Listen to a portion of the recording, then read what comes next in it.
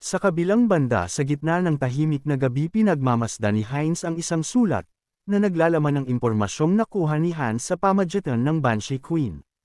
Bawat isa ay may kanya-kanya ng gagampanan at ang state ang nakalaan sa Brokuslak clan, samantalang underground forces naman ng Banshee ang naka-antebay habang si Harley ang inaasahan ng ating bida na kikilos para sa Madness. Naisaayos na ang lahat kaya't nagtataka si Hines gayong hindi niya magawang mapanatag. Bigla namang dumating ang kanyang blandeng utusan, ipinagbigay alam nito na nagsisimula nidang magkagulo ang mga halimaw sa gubat malapit sa village.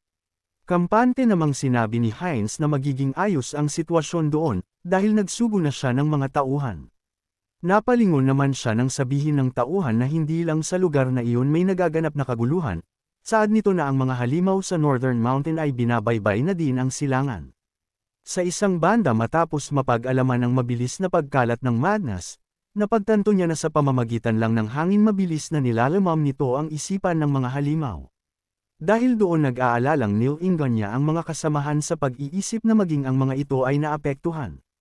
Nakita ni Harley na nasa ayos ang mga ito kaya't nakahinga siya ng maluwag, gayunpaman alam niyang kahit mahina ay meron pa rin itong epekto sa mga tao.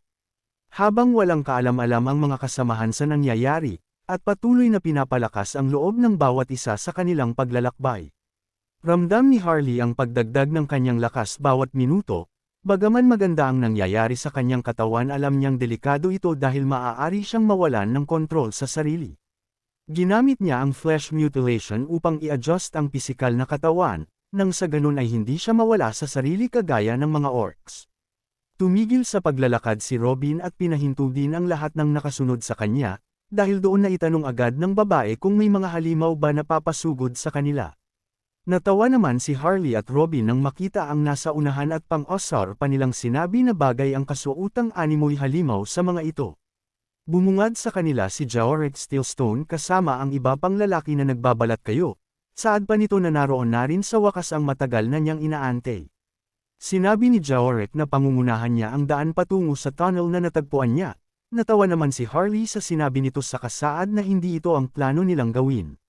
Napalingon naman si Robin kay Harley na para bang alam na nito ang binabalak ng ating bida, habang si Harley ay direktang nakatingin sa papasugod na mga halimaw. Sabay-sabay na tumatakbo ang mga pangit na orcs patungo sa kanilang derricksayon, kaya't utos ni Robin na protektahan ng mga kasamahan si Jaorek habang papaalis sila. Nagsitakbuhan sila upang tumakas at patakbo ding sumunod ang mga halimaw. Nang lumingon si Jaorek sa likuran nakita niyang malapit na siyang abutan ng isang orc, kaya't napasigaw siya sa takot at halos mapaiyak habang humihingi ng tulong.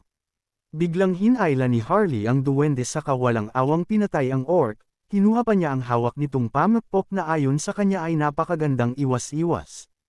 Agad naman siyang sinaway ni Robin at sinabing hindi ito ang oras upang magsaya, dahil anumang oras ay maaari silang abutan ng napakaraming mga halimaw.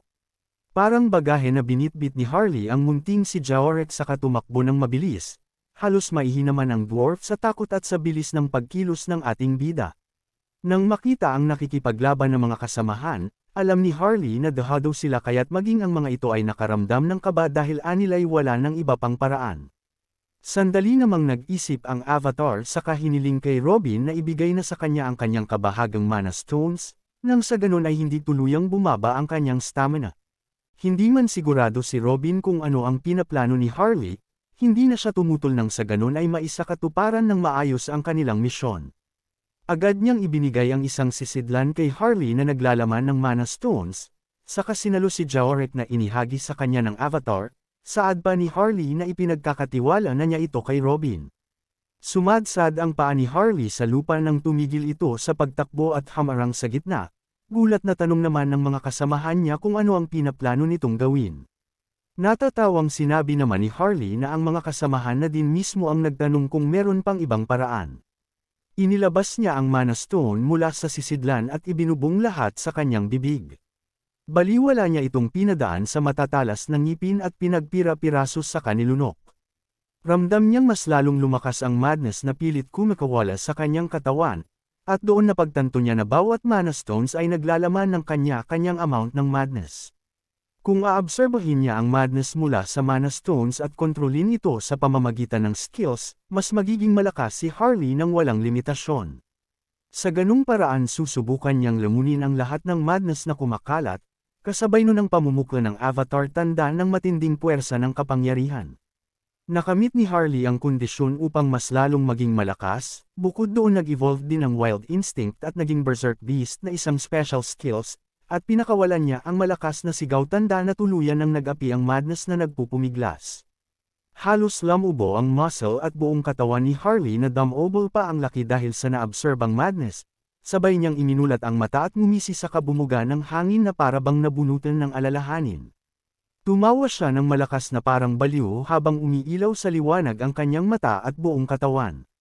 Inilabas pa niya ang 2 dambuhalang armas na handang gamitin upang tapusin ang buhay ng mababahong halimaw.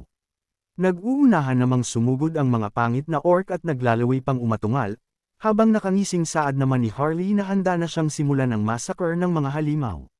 Napansin ni Robin ang kakaibang ginagawa ni Harley kaya't marahan siyang naglakad palapit at tinawag ang avatar.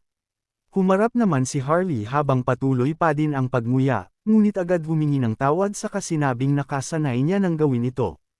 Halos masuka naman si Robin nang sabihin ni Harley na isa itong sekretong mahika sa kanilang tribo. Ginagawa nila iyon upang maabsorba ang enerhiya ng magic crystal.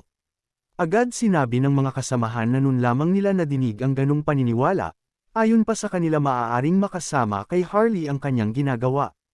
Agad namang pinabulaanan ni Harley ang kanilang mga isipin at nakangiting sinabi na ayos lang siya. Ngunit ilang saglit lang bigla siyang samuka ng dugo, kaya't halos mataranta ang kanyang mga kasamahan. Nakaramdam ng pagkahilo si Harley at para bang nawawala ang kanyang balanse, tumindi din ang animoy galit na nararamdaman niya at ang boses na nagsasabing gumawa siya ng masasamang bagay. Mabuti na lang at nagawa niyang lampasan ang malakas na emosyong ito sa pamamagitan ng Mind Hub. Hindi din maunawaan ni Harley kung bakit bigla na lang animoy naging mas malakas ang kanyang buong katawan at bawat muscle. Natulala siya ng ilang segundo at pinagmamasdan ang kakaibang kulay sa paligid, doon napagtanto niya na ang madness ay kumakalat na sa buong kagubatan. Sa kabilang banda nasa gitna naman ng kaabalahan si Hans, kausap ang isang babae kasama ang mga alagad nitong ghost. Agad nangako ng katapatan ang reyna ng Banshee na si Olivia, kasabay nun ang kanyang pagluhod at pagbibigay galang sa Immortal King. Isang top-rankang officer ng Undead Army, isang Banshee Queen kasama ang Ghost Unit at ang 2 mahiwagang nilalang na sina Enfratio at Kerim, ito ang lahat ng alagad ni Hans na nangako ng katapatan at pagsunod sa kanya. Pinuri ni Hans ang kahusayan ni Olivia sa mabilis nitong pagpapalakas ng puwersa, sa bisa ng utos ni Hans na gawa niyang pakalmayan ang pag-atake ng ilang mga halimaw at pagsamahin ang lahat niyang mga alagad. Inutos ni Hans kay Olivia na pigain nito ang bawat impormasyon mula sa nakahandusay na miyembro ng Oath of Reversing Heaven.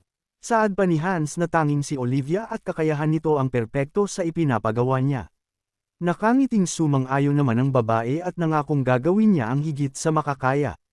Sinimulan ng babae ang kanyang misyon at gamit ang dark magic tinawag niya ang kanyang mga alagad. Pinalibutan ng nakakakilabot na aura ang babae kasabay ang utos nito na hanapin ng mga alagad niya ang lahat ng miyembro ng Reversing Heaven, at walang dapat na itira kasabay ang bawat pag-alay ng kaluluwa ng mga ito sa kanilang Immortal King.